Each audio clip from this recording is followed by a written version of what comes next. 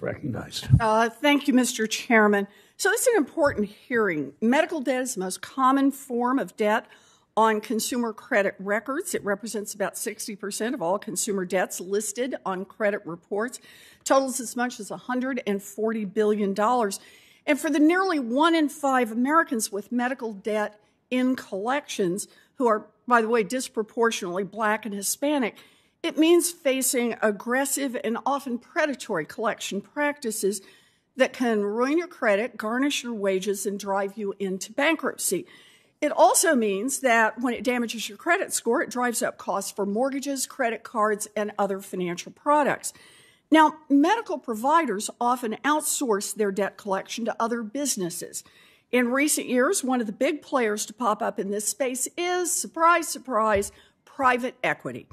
Giant private equity firms have slipped their tentacles across the healthcare industry, spending about $750 billion over the last decade to buy up everything from hospitals to ambulances to the companies that bill patients and track them down to collect those debts.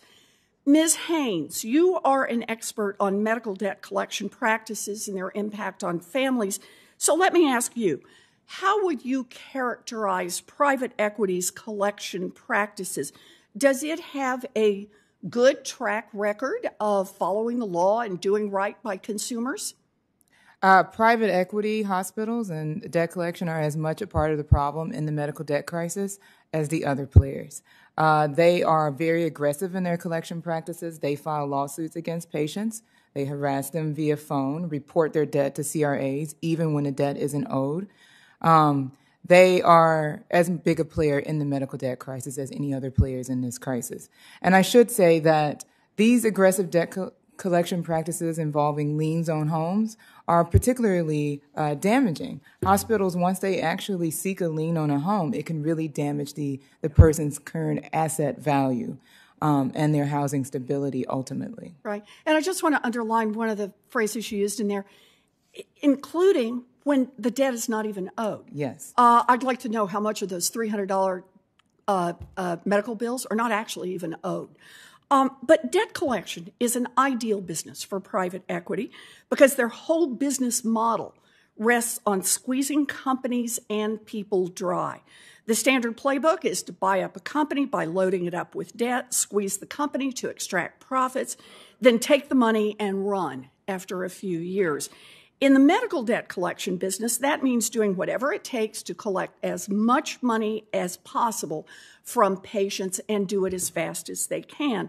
So it is no wonder that private equity is gobbling up medical debt collection firms right and left, rolling them up into consolidated debt collection giants. In recent years, private equity has been behind as much as 1/3 of the acquisitions of these companies. Ms. Stewart, as the executive director of Community Catalyst, a consumer health advocacy center headquartered in Boston, you've worked to protect consumers across the country from predatory medical debt collections.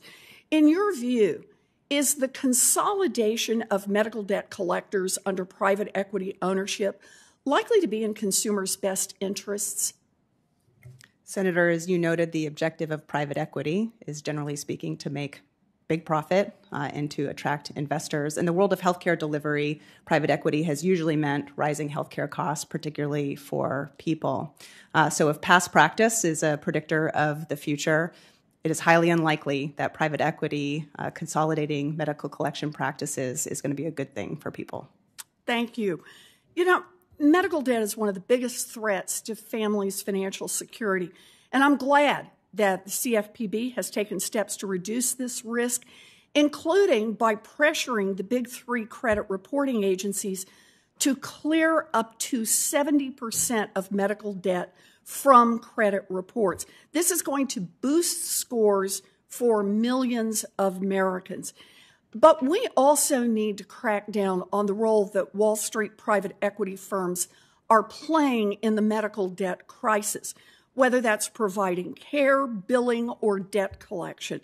my Stop Wall Street Looting Act would better align incentives between private equity and the companies they take over in order to protect patients and their lives, financial and otherwise, and make sure that they aren't ruined by corporate greed. So I think this is an area we need to work on. Thank you, Mr. Chairman.